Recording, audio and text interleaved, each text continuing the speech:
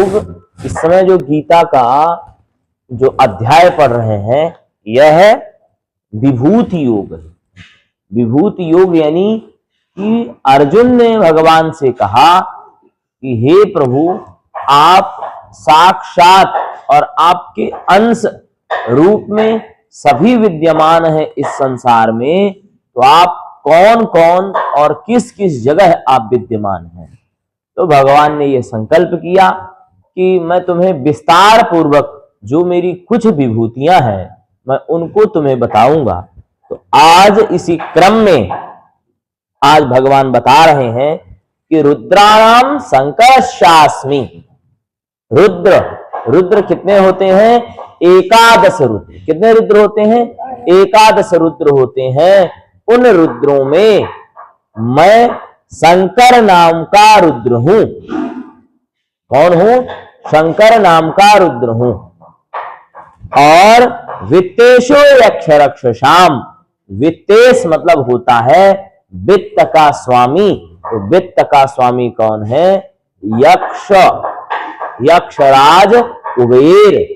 और रक्षसाम यानी राक्षसों में, यक्षों में और राक्षसों में मैं कौन हूं?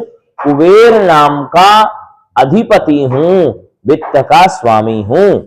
और वसुनाम पावकश्चास्मि। जो वसु होते हैं, तो अष्टवसु होते हैं। कितने वसु होते हैं? 8 वसु होते हैं।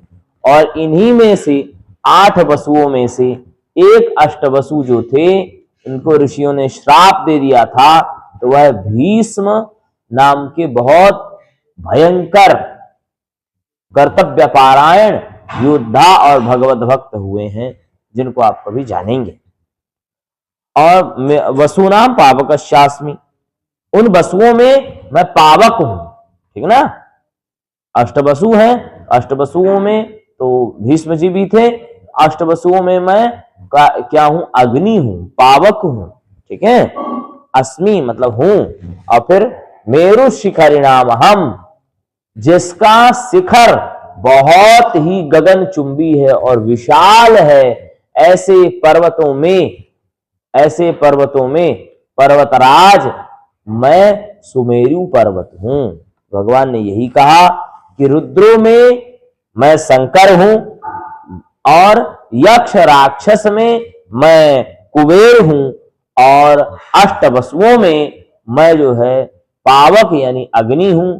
और उन्हीं अष्टवसुओं में से एक जो भीष्म हुए थे, जिनको श्राप लगा था, तो वह कुरुवंश में आए थे। महाभारत में वर्णन है।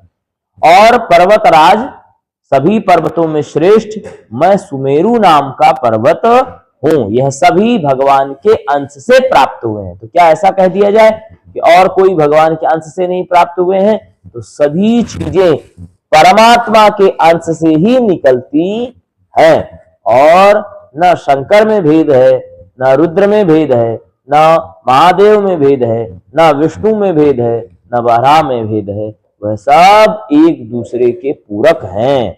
रुद्राणाम शंकरश्चास्मि। वित्तेषु यक्ष रक्षसाम।